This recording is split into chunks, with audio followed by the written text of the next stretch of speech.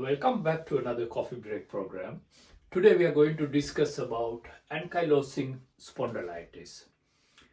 Uh, Before I start the lecture, hope that you have already subscribed to my coffee break program, and if you have not subscribed yet, please subscribe and press the bell icon. And I hope to do at least one video per each week, which will be very helpful for the medical persons and junior doctors and medical students and for the public as well.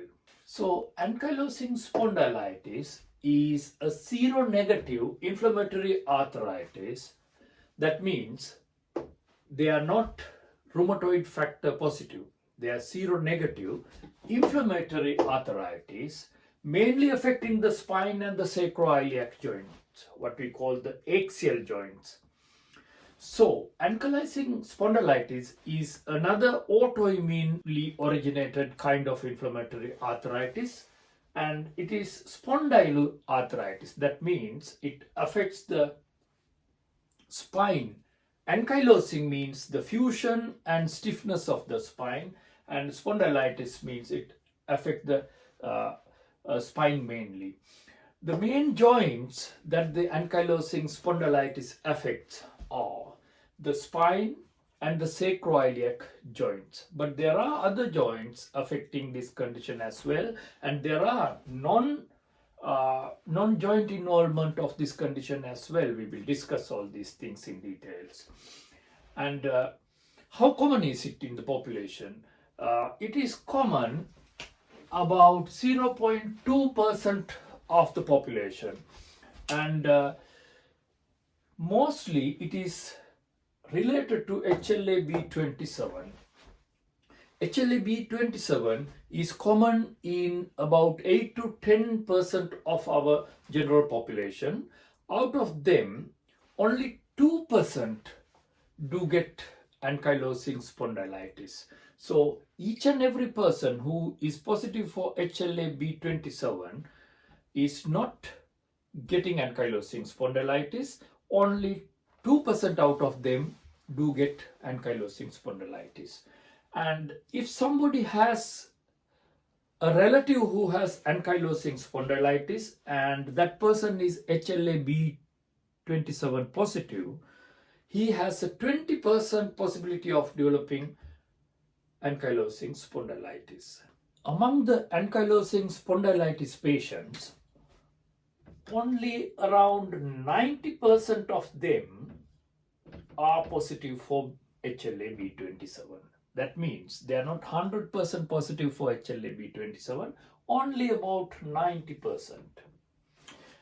The other specific feature of ankylosing spondylitis is it affects mostly the males. Male to female ratio is about 3 to 1. So more males are affected. The symptoms present as morning stiffness, which lasts more than 30 minutes for more than 3 months, and the stiffness relieves with exercise. It's not like osteoarthritis, which is getting worse with exercise. This stiffness relieves and pain relieves with exercise, and worse at night or while resting.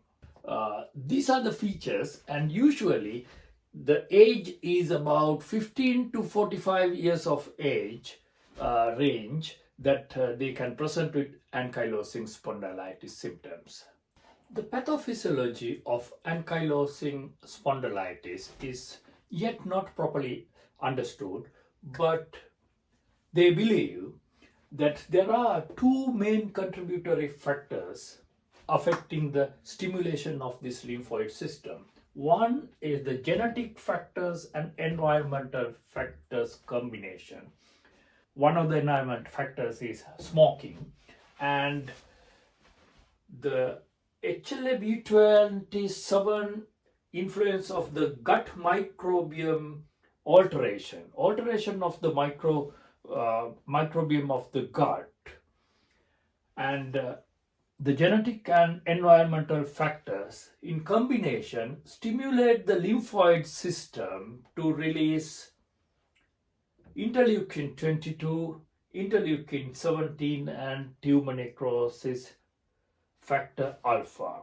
Once the lymphoid system is stimulated with this autoimmune process, the release of interleukin 22, interleukin 17 and TNF alpha affects and attack type 1 and type 2 collagen in the joint spaces of the axial joints mainly, and make the joint fuse together and make the spine stiff. Stiffness of the spine, joint stiffness and fusion occurs, and thereby the spine become very stiff, and the mobility is also so much affected and flexibility is gone.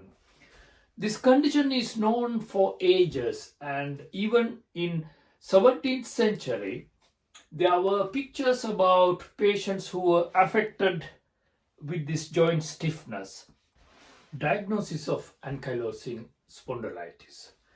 Clinical diagnosis: if somebody is positive, if somebody has stiffness of the joints, worst in the morning and last more than 30 minutes, and the symptom persists for more than 3 months, and if the symptoms are relieved with exercise and worst at night and getting worst while resting, you have to suspect ankylosing spondylitis. If there is a family history, more suspicious. And in case of ankylosing spondylitis cases, if you ask this patient to stand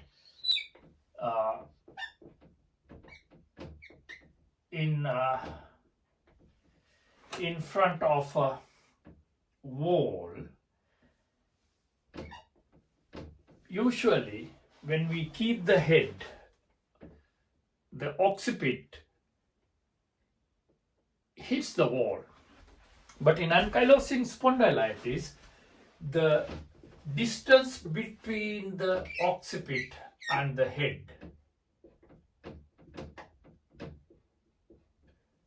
it becomes more, because the patient has kyphosis and bended forward.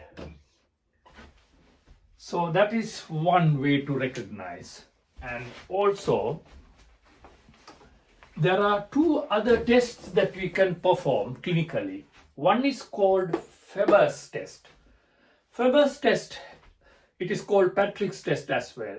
What we do is we bend the knee, we flex the knee towards the abdomen and anteriorly, and rotate laterally the hip joint.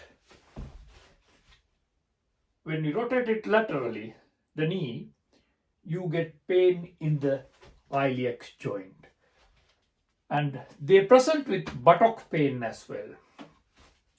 So that is called Faber's test. Scuba's test. There are two types of Scuba's test. Scuba's test per se, or modified scuba test.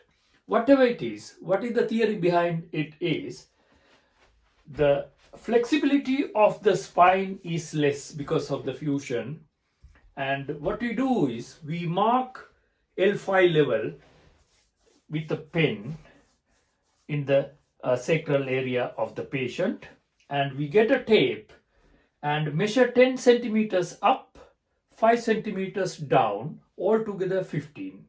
Then we ask the patient to bend down and measure these two distances. This distance should go more than 5 centimeters when the patient bends down. If it is not getting 20 or more centimeters when he bends down, the Scuba's test is positive. In modified Scuba's test, what they do is they go into the dimple of Venus, L5 level, mark 10 centimeters upward in the spine, and ask the patient to bend down, and this gap between these two points should be extended more than 5 centimeters when the patient bends. So it should be 15 centimeters or more. Whatever it is, if the patient is not getting these two marks stretched more than 5 centimeters in both occasions, that means he is positive for Schuber's test. That is one of the ways. And the supportive diagnostic methods are the family history and HLA-B27 positivity. X-ray findings also helpful for the diagnosis, and especially the bamboo spine. When the spine is getting fused together, it looks like a bamboo, the bamboo tree, and that is a common X-ray presentation in ankylosing spondylitis.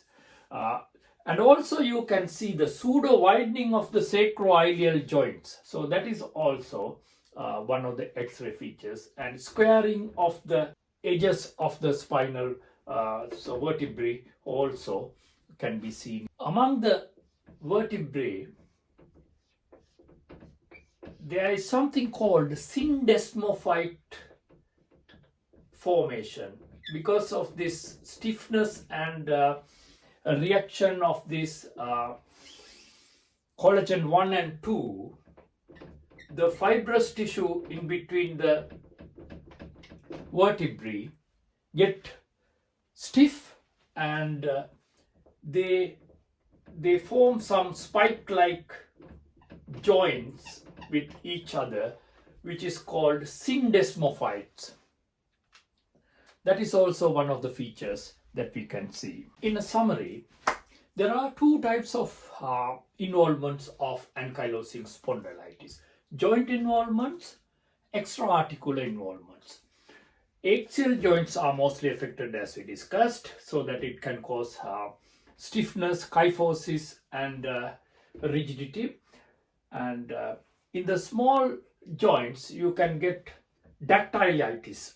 You can get the involvements of the fingers, and Achilles tendonitis, plantar fasciitis, ankle, hips, and knees can be inflamed, and enthesitis and heel pain can be presented, and also vertebral fractures and osteoporosis also can happen with ankylosing spondylitis. So all these things are joint or articular involvements. Non-articular involvements of the condition is anterior uveitis. Uvea of the eye can be inflamed, red, and it can present like that. And scleritis. Sclera of the eye can be red and inflamed. And aortitis. Aorta can be involved, and inflammation of the aorta and aortic valve involvement can cause aortic regurgitation as well. And structural heart diseases can be a result of ankylosing spondylitis, and especially the conductive system of the heart could be affected, and thereby heart block can happen. Inflammatory bowel disease, apical fibrosis of the lungs. Lung can get fibrosed, and also because of the stiffness of the spine, as you know, we need the movement of the vertebrae for our breathing. You can get restricted pattern of breathlessness, and also IgA nephropathy, and as a skin involvement you can get psoriasis even. Do you remember, even psoriatic patients do get the same interleukin 22, interleukin 17 involvements, and they also can be positive for HLA-B27. So psoriasis also can be as an extra articular manifestation of ankylosing spondylitis. The aim of the management of this condition is not to get the spine and other joints stiffed. For that, the first preventive measure is to give exercises, especially things like swimming and exercises which we can make the flexibility of the spine more and more. And non-steroidal anti-inflammatory medications and disease-modifying anti-rheumatoid medications, and biological agents also can be used. Thank you so much.